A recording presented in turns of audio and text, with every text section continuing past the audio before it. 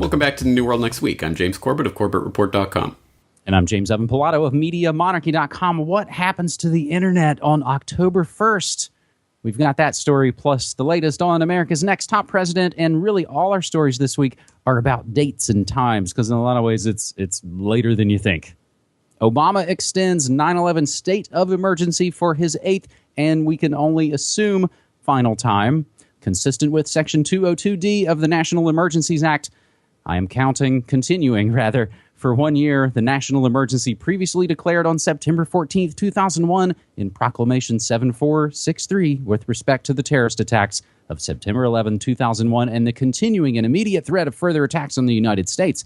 Because the terrorist threat continues, the national emergency declared on September 14th, 2001 and the powers and authorities adopted with it to deal with the emergency must continue in effect beyond September 14th, 2016. Therefore, Barry Soetoro is continuing in effect for an additional year the national emergency that was declared on September 14th, 2001 with respect to the terrorist threat. This notice shall be published in the Federal Register and transmitted to the Congress. I checked earlier, it has not yet been published on the Federal Register, but you can find that whole piece. And you can go back to 2009 on MediaMonarchy.com, where I posted about Obama extending for the first time Bush's 9/11 national emergency. And if that wasn't a huge wake-up call at that time, I think, for the hope and change Anoia, I don't know if it was going to really work for anybody. So 8 times running, James. Yes, indeed. Well, it's that time of year. You can feel summer getting long in the tooth. You can feel the winds changing. It's getting, the leaves are turning. It's almost fall. And yes, it's time for the annual ritual of extending the national emergency. So here we go for, as you say, the 8th time running under Obama after 8 times under Bush, and however many times under the next puppet. I think this is one of those stories that really puts into crystal clear focus left, right, doesn't matter, Coke, Pepsi, vote whoever you want. It ain't gonna change because the deep state runs the show. So, just for people who don't really know what this is about or the significance of it, I'll throw in a couple of links. One is to a 911truth.org article that was run in 2009 by Peter Dale Scott and Dan Hamburg. To all readers, help force Congress to observe the law on national emergencies, which says, on 9/11, the Bush administration declared a state of emergency, which was formally proclaimed on September 14th, 2001, and extended by Bush repeatedly thereafter, most recently on August 28th, 2008. Of course, this, again, coming in March 2009. Under cover of this SOE, Bush secretly enacted many extreme measures, ranging from suspension of habeas corpus to preparations for martial law in America. All of these were undertaken as part of so-called continuity of government procedures associated with the SOE and first instituted on 9/11. The National Emergencies Act, one of the post-Watergate reforms so detested by Vice President Cheney, who, of course, worked on the continuity of government with Rumsfeld for decades, requires specifically that not later than 6 months after a national emergency is declared and not later than the end of each 6-month period thereafter that such emergency continues, each House of Congress shall meet to consider a vote on a joint resolution to determine whether that emergency shall be terminated. Well, that was 2009, where they were arguing for this during the Hope and Change in Anoia. Hey, it's a new president. Maybe it'll all change. Well, as you see, nothing's changed, and Congress still has not met even once in the 15 years now that we're going into this national emergency.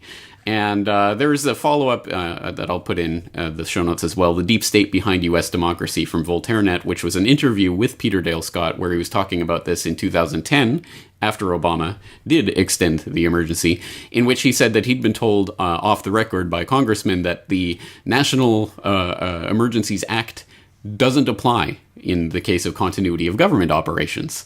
So, no, Congress will never, has never, and will never approve this. It has nothing to do with Congress. This is the outright takeover of the U.S. government by the deep state, which was already running the show. But now it is formally in control, and they shove it in your face every single year and say, what are you going to do about it, folks? Vote left, vote right, vote puppet A, vote puppet B. We're the ones calling the shots. And here it is in writing, delivered to you and signed on your doorstep every single year.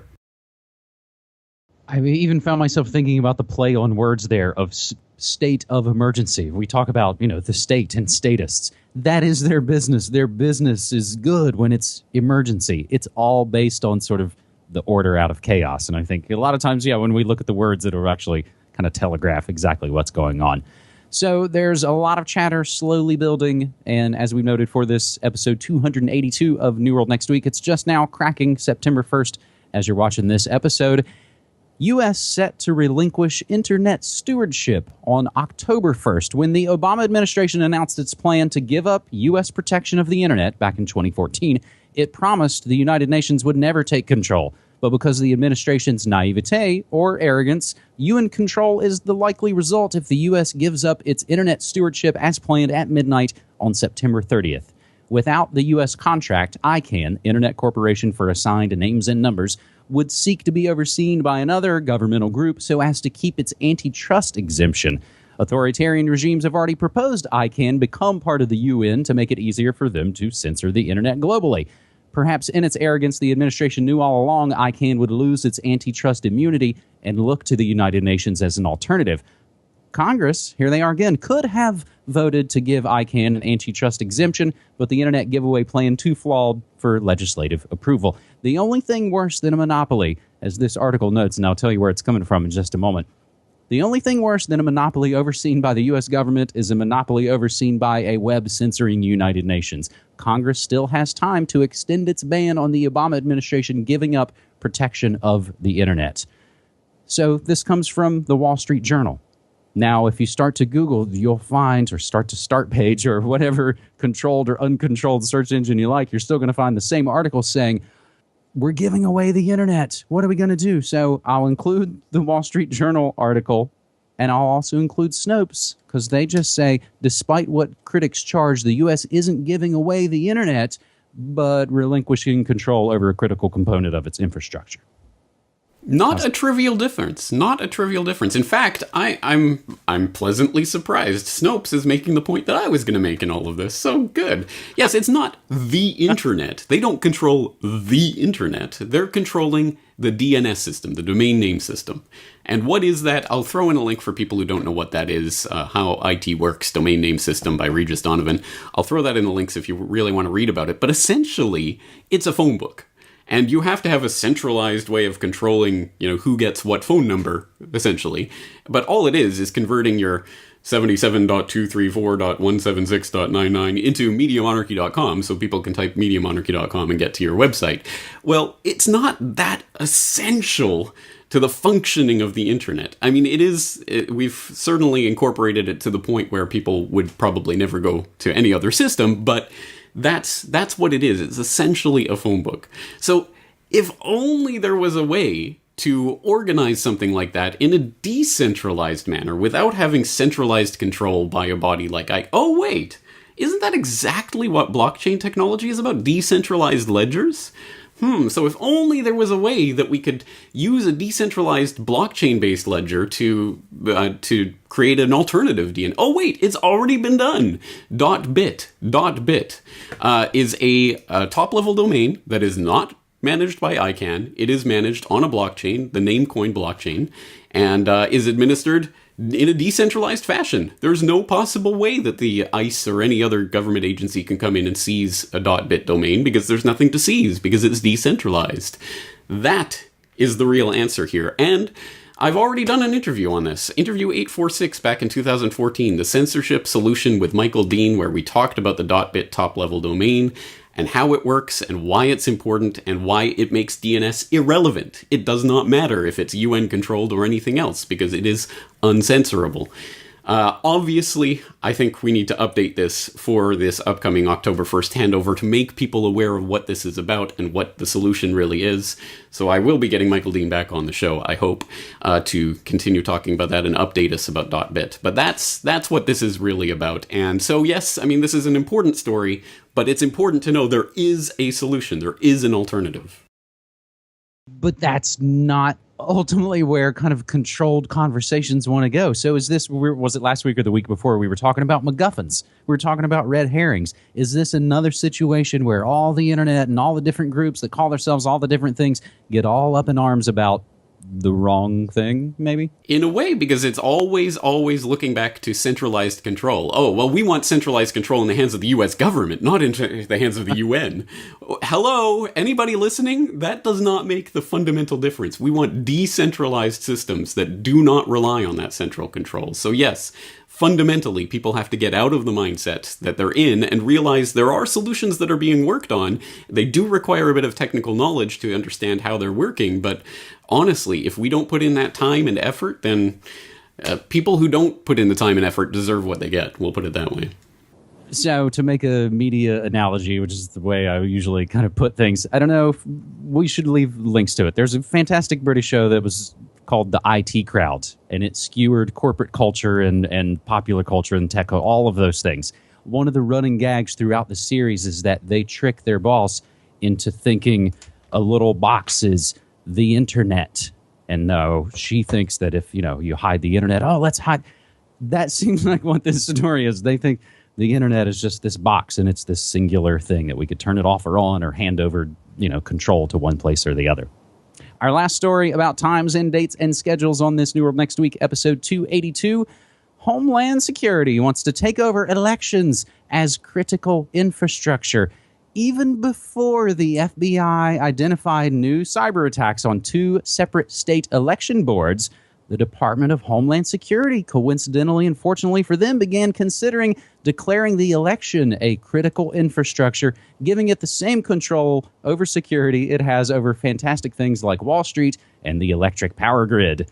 The latest admissions of attacks could speed up that effort, possibly including the upcoming presidential election, according to officials. Quote, "We should carefully consider whether our election system, our election process, is critical infrastructure like the financial sector, like the power grid. There's a vital national interest in our election process, so I do think we need to consider whether it should be considered by my department and others critical infrastructure." Homeland Security Secretary Jay Johnson said at a media conference 1 month ago hosted by the Christian Science Monitor. So the fantastic thing is they're a month ahead of these hack attacks that they get to announce as America's next top president slowly heats up, James. So this is another situation where, I don't know, there's this ticking time bomb down to a thing that's not really what everybody thinks it is. Yeah, basically. And this is a nice, this is a nice kind of bow on the whole episode here, because we have the deep state coming out in the the state of emergency and saying, hey, we rule you.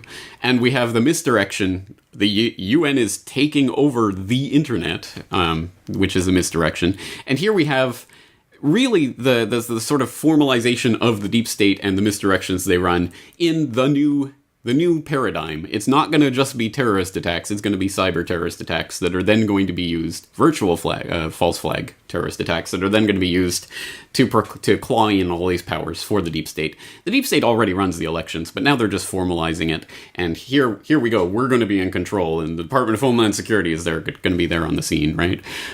So this is, it's quite obvious what's going on here. There's going to be virtual false flag attacks on various election systems until people go, oh, what will we ever do? We need someone to take over the system. And again, I think like the second story, the real answer is to not participate in the phony rigged elections that change nothing fundamentally. You know what? If you really want to vote for one or the other of Team Coke or Team Pepsi, go for it. I couldn't care less, because your vote will not change a single thing, even if it was the deciding vote between Team Left and Team Right. It still won't change a thing. And by the way, your vote will not be the deciding vote. But anyway, go ahead and vote. But please, for the rest of the 4 years, don't just sit there and watch this as some sort of competitive sport. Oh, my team is winning, my team is losing, my team is doing this, my team is doing that. Please actually participate in the real world, in things that you can actually do and participate in with other human beings, and use that as your leverage in this world, rather than your vote as having any meaning or significance whatsoever. It's because we invest all of this false consciousness in the voting process that people care so much about this. Ultimately, this isn't even an important story because the votes are already rigged. It changes nothing. Do things that actually accomplish something in the real world. James, I think you and I have gotten pretty good at this. So, when we do our year-end episodes, we sort of, the gimmick of our year-end episodes is that you and I don't tell each other what we're going to talk about as sort of the trends of the year and perhaps predictions of the upcoming year. When I sent you the notes for this episode, the links for this episode, rather, I continued to add a couple of notes myself. You basically kind of just went on the rant I had already kind of piped out to basically say the joke is the state of emergency gives the state a pretext to do what it already does. And no matter what happens on October 11th, all our tech devices are cracked and hacked by design in the first place, with privacy being mostly a theater, and the federal elections are rigged well before the day they let you think you have something to do with it every 4 years. So even to add on to this pile, and we'll wrap up this New World Next Week episode very soon, U.S. News and World Report just wrote, quote, "A candidate's death could delay or eliminate the presidential election." So not a good batch of stories as our summer rage gets ready to hope and change into a fall of a possible empire. So some of the other ways we're not winning, and some of the other headlines we're watching, hashtag New World Next Week. Popular herbal supplement cures pain, so the DEA makes it illegal. FriendFace fires all their human editors, and the algorithm immediately starts posting fake garbage news. TPP criticism grows, and Obama plans a lame duck sneak attack. But it's not all bad news. There is a new Good News Next Week episode with book hunting, attractive altruism, and community disaster relief. And James, I want to thank you for stopping by the Morning Monarchy last week, buddy. I'm live every Monday through Friday at 9 a.m. Pacific time at MediaMonarchy.com/listen. And I appreciate it. Well, I appreciate the podcast, and this, as the summer of rage, hope, and changes into a fall of the empire. That's beautiful. That's poetry.